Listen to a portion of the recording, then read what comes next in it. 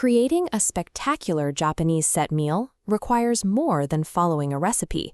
It requires a precise structural assembly. Let's look at how to map out the final dining layout. This specific format is known as a Teishoku. It uses strict spatial harmony and color theory to organize disparate side dishes into a single cohesive visual frame. To begin, we need a specific inventory: a wooden tray, a woven bamboo basket, several porcelain bowls, and all food components prepped and ready for placement.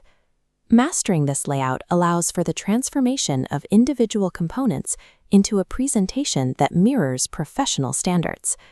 Step 1 is staging the cold sides. We use 3 small porcelain bowls. The key here is negative space. You want the inner rim of the bowl visible to tightly frame the food. Overfilling them destroys the aesthetic. For the sashimi bowl, fold the bright orange salmon slices against the dark green cucumber and drop a dot of wasabi at the base. This creates a deliberate color gradient. Next is the seaweed salad.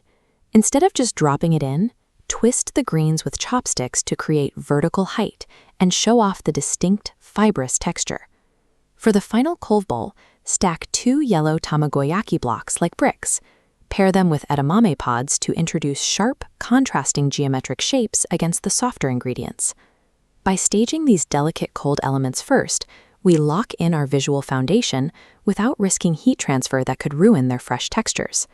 Now we tackle the centerpiece. Take the medium oval dish and lay down a bed of mixed greens. This acts as our structural base layer. Take the crispy pieces of chicken nanban and stack them to build a steep peak. You want a mountain of texture, not a flat pile. The biggest risk here is ruining the crunch.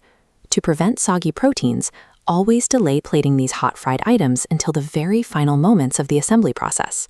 Apply the tartar sauce directly to the peak of the stack.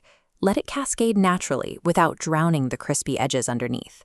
Tuck a golden ebi fry right into the side of the chicken stack and wedge a lemon slice and a cherry tomato into the bottom gap. Make sure that bright yellow and vibrant red are fully visible at the base. You need that intense color pop to break up the heavy brown tones of fried foods.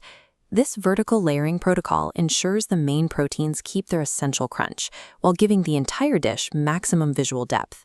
Moving on to the carbohydrates, grab the striped ceramic bowl. The rice inside should be perfectly steamed, so every single grain sits distinct and fluffy. Carefully position your 2 pieces of grilled unagi directly on top of that pristine white surface. Drizzle an extra layer of dark, sweet eel sauce directly over the fish. This maximizes its glossy sheen and makes the top-down view incredibly appetizing. For the final hot prep, pour steaming miso soup into the lidded black and red bowl and fill the smallest remaining dish with dark soy sauce. These warm, calorically dense components act as the heavyweights of the meal. They perfectly anchor the lighter, colder sides we built earlier.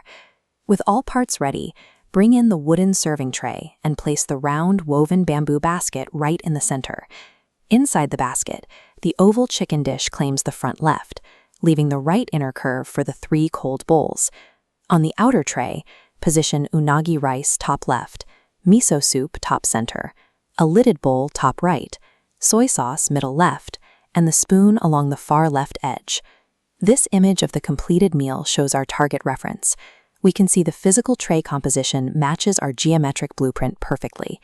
Executing this specific spatial geometry, balancing the dominant basket with the external peripheral bowls, is the defining signature of an authentic Teishoku presentation. The complex assembly process is finally complete. Every single element is hot, crisp, and arranged with total precision. The beauty of this framework is that it is entirely modular. You can easily swap the chicken nanban for a crisp tonkatsu, or trade the salmon for tuna, without breaking a single geometric rule. By mastering these structural and visual laws, you now possess the framework required to design endless variations of restaurant-quality presentations at home.